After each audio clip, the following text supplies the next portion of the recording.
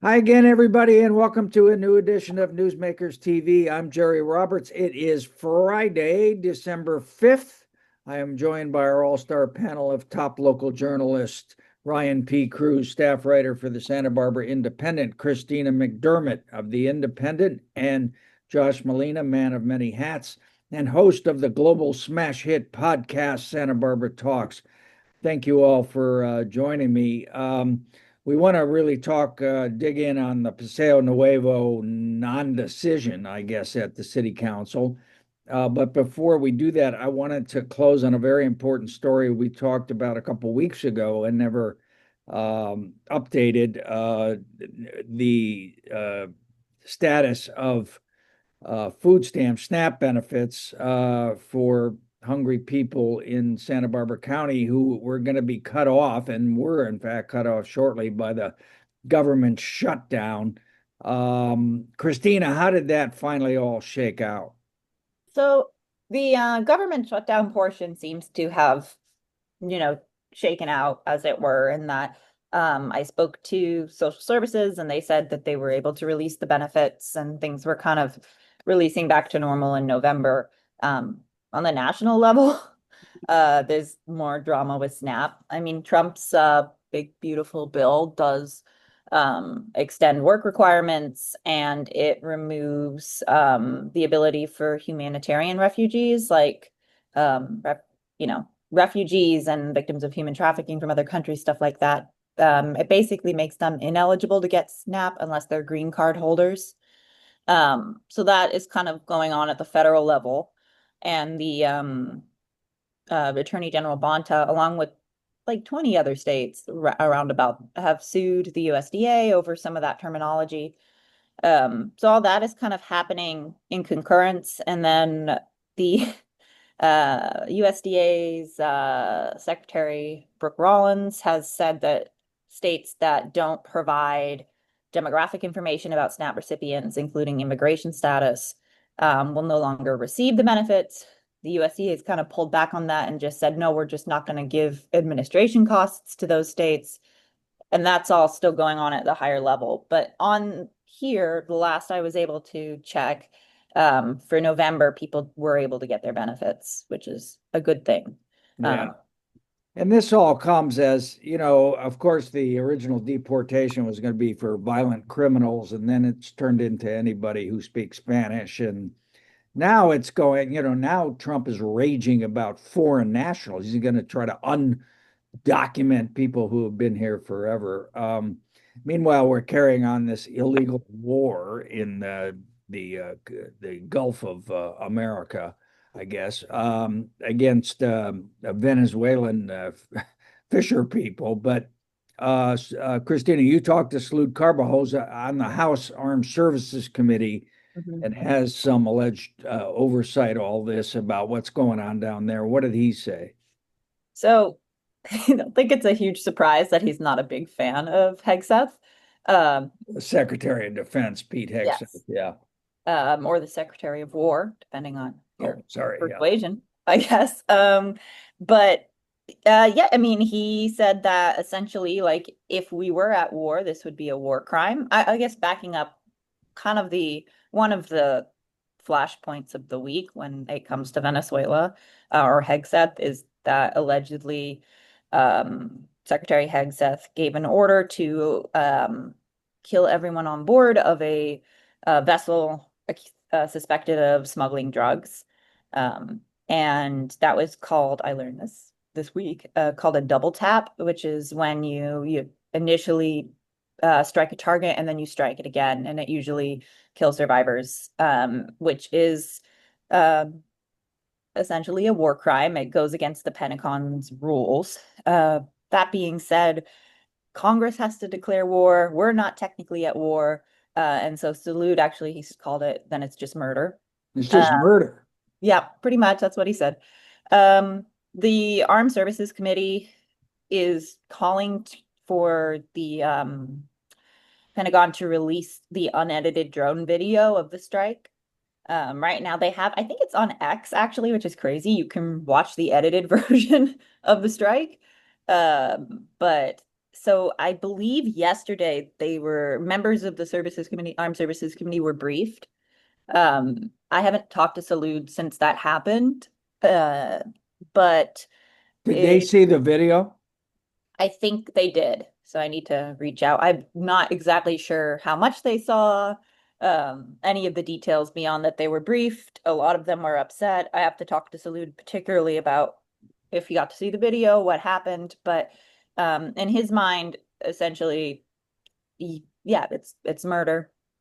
Um, Yeah, and there's not going to be, as a practical matter, no matter what rhetoric they may use, there's not going to be any oversight of any of this unless the Democrats win the House back next to the.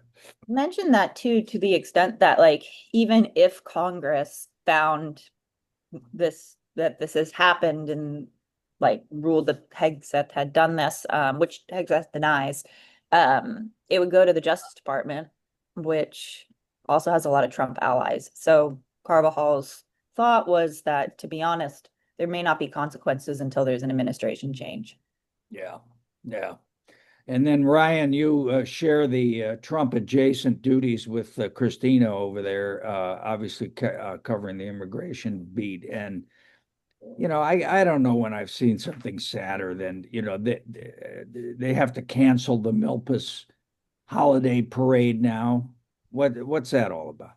Yeah, and the Milpas Street Holiday Parade, which is, gone on for as long as I can remember, and it's kind of the pride of the East Side. It's not run by the city; it's run by a organization from the neighborhood, a bunch of people from the East Side that put this together. It's a time where everybody can get together and celebrate the holidays, and it really is sad that we can't have that. We can't have a time to get together and forget about everything that's going on. That's what the holidays are for, to kind of get together and forget about all the stuff that's going on in the world and kind of have some feel good time. But there's no guarantee that law enforcement won't come, that federal law enforcement won't come. Now, this has happened for a couple different events. We saw Fiesta, they didn't cancel any events, the official Old Spanish Days, but we saw the Downtown Club was going to have a community festival right there on the east side, and that was canceled out of abundance of caution. And then Dia de los Muertos, that the Calenda parade that MCASB puts on,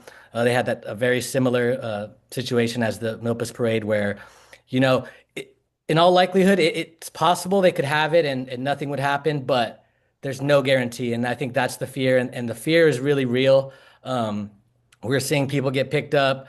I'm working on a story where I spoke to somebody who was graduate from UCSB, DACA student, working in town, and he was deported. They weren't even looking for him. They were just kind of patrolling. He looked Latino, had a bit of an accent, and And he's couldn't produce his papers. They he didn't. he asked to produce his papers, and he said, "Can I'm a DACA recipient. I have this," and they didn't want to hear any of that, and they took him to Adelanto and deported him to Mexico. So, you know, story after story, we hear that it's not the criminals they're going after. It's the working folks and farm workers and construction workers and people that work in housing care and elderly care. But so it's just really sad to see this happen, and hopefully it's okay by next year. But 805 and DocuFund and the people that are kind of keeping tabs on the ground, they are all really fearful that 2026 is going to be a little bit worse. ISIS might have more Yeah, agents on hand, all this money is coming a in. lot more money. They're really, really trying to hire. I know they're having trouble hiring, and they're pushing through people who aren't really qualified. We saw that happen already. So, you know, fingers crossed that we can get community events like this back again, where people in the Latino community of Santa Barbara, which make up a huge part of Santa Barbara's heart, soul, and working class, that they can get together and not have to deal with this.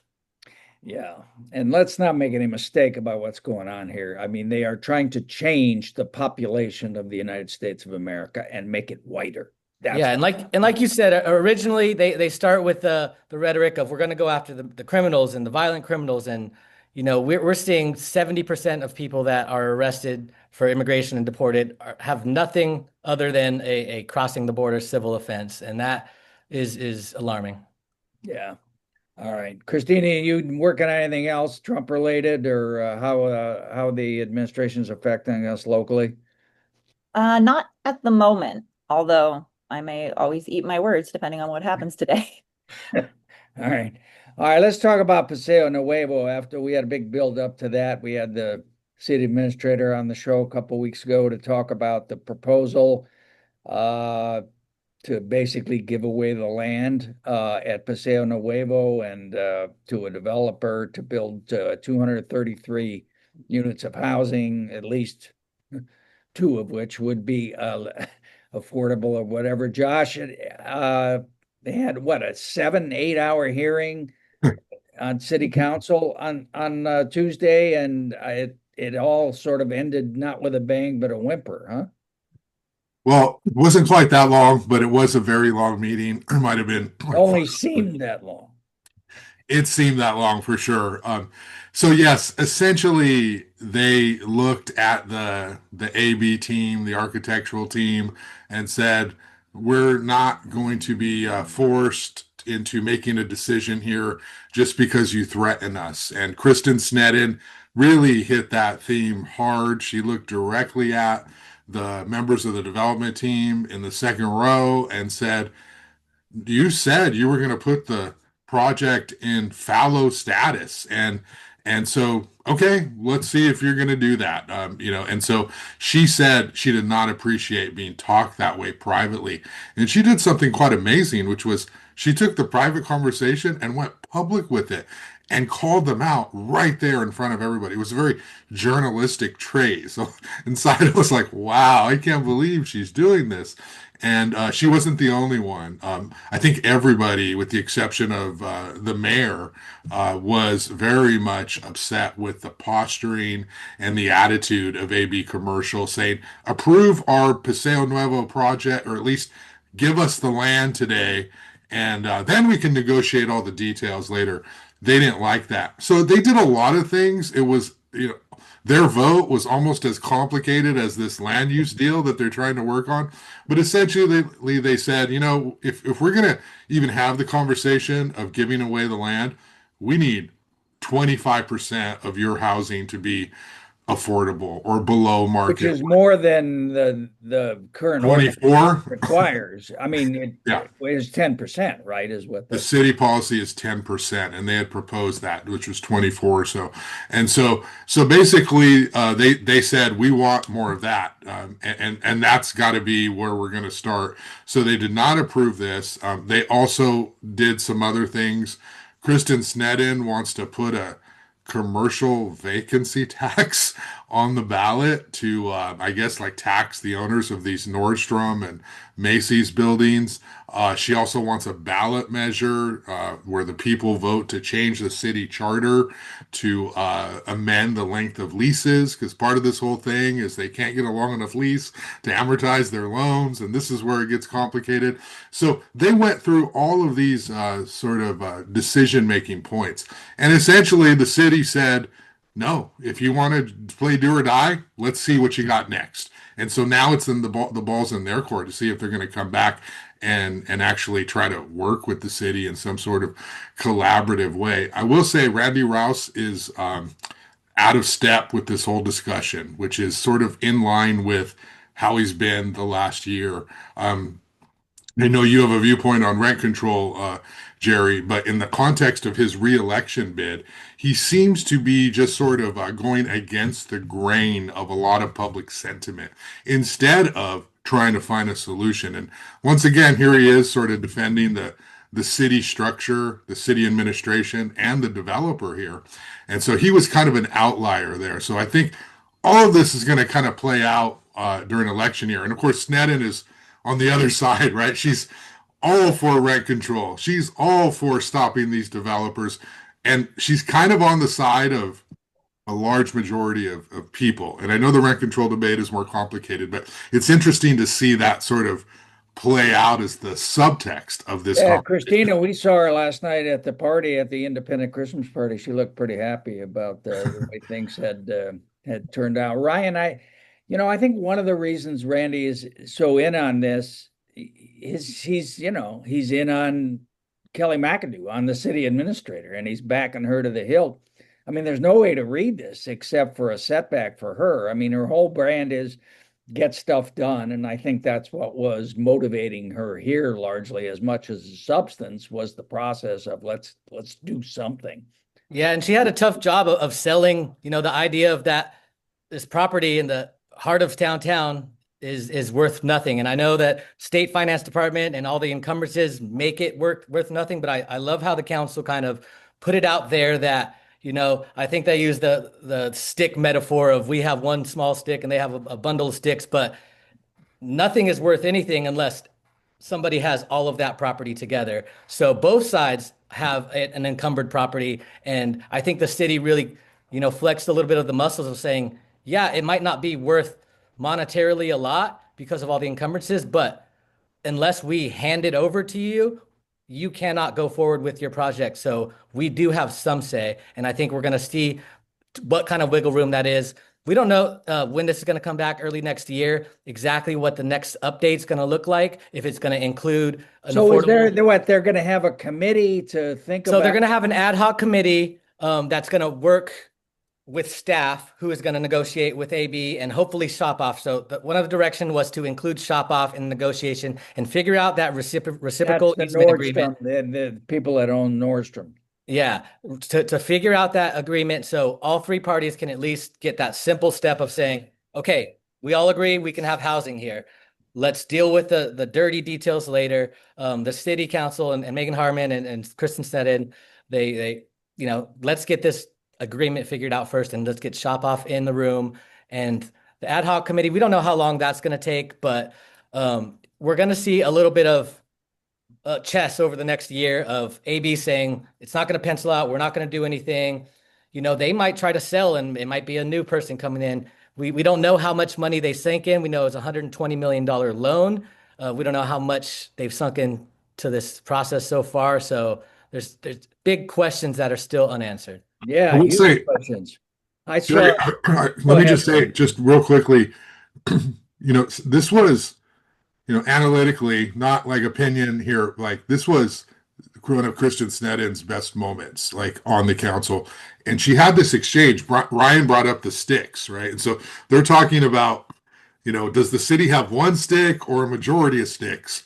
And Kelly McAdoo says, the city only has one stick here, and that is the land. And AB and the Georgetown Company, they have the rest of the sticks.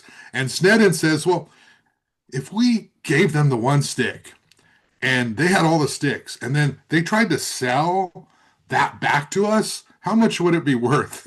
And McAdoo says, oh, well, like 120 million. And so Stan's like, so you're telling me this thing that you keep saying has no value, if we give them the land, they could sell it back to us for $120 million? And Kelly's like, I mean, well, we don't know, but I guess so, kind of thing. And so the land has value. I mean, if you watched all the social media of, the opening ceremonies where they're dropping the snow for Paseo Nuevo and there's, 300 people there in center court, the land has value and the city should know that don't buy into this fact that it doesn't have value. And then I do just want to give one nod to Oscar Gutierrez, council member, who he admitted this is a little bit unorthodox, I know, but he suggested what is the process for returning the land to the Chumash? And I know that that comment seems out of the blue, but He wants to build a casino, right? I don't know that he wants to build a casino, but I know after that was out there this week, I heard people like say, right on. That was really good to bring that up. And, I think McAdoo just said it would be a long, involved process with a lot of regulatory approvals from state, federal. But certainly that caught me and a lot of people, I think, in the room off guard, like, whoa, he's going there, So. Yeah. Well, since I rarely leave the house, I try to do as much reporting as I can when I do. So I also last night at the Indy party talked to Brian Barnwell, former city councilman, current planning commissioner for a while. And he, to his credit, I think he and his colleagues on the planning commission were really the ones who first blew the whistle on this thing and said, wait a minute, and unanimously opposed it. Now, Barnwell was talking, I said, well, what are you going to do if in 20 years there's a hole in the ground, the Brian Barnwell hole in the ground? And he said, no, we'll sue him for eminent domain. That's how we originally got the land. So, Yeah, and uh, I will say that, the meeting, we cover a lot of government meetings, and especially seeing what's going on with the government right now, it's nice to see a city and the planning, the people that are involved kind of be really involved with what's going on and understand what the people are wanting. And there was a lot of dialogue about this. And I know there wasn't a lot of public meetings, but, in News Hawk and in our newspaper, and there was a lot of talk about this, and I think that the city listened to them, to the credit of the council members. They did listen, and they said, not right now. We're not, we could be living in a world where that got passed today, and now we're worrying about AB going forward with this project, with only one HLC review, and luckily we're not. So I will give them credit to, we're kind of proud to live in a place where they did listen to the people in this case right now. and I want to say one other thing, which is,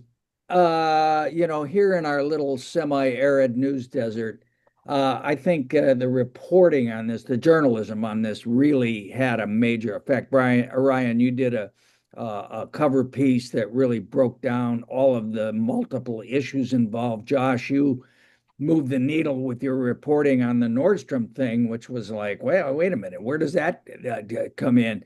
Nick wrote an editorial, I think, against this thing, and of course, we hosted the city administrator and her team on here to raise some questions about it, and it made a difference. It really did make a difference, and I think people really do tend to forget about how important local news reporting is, and when we talk about Trump, it sometimes is so frustrating because we have so little control over that. But kudos to both of you and to the Independent in general for all of that reporting. And Christina, I just want to point to a story you did, which is sort of in this category. I mean, it's kind of real meat and potatoes local reporting. You did this piece on this poor man that collapsed in the middle of the road in Old Town Goleta, and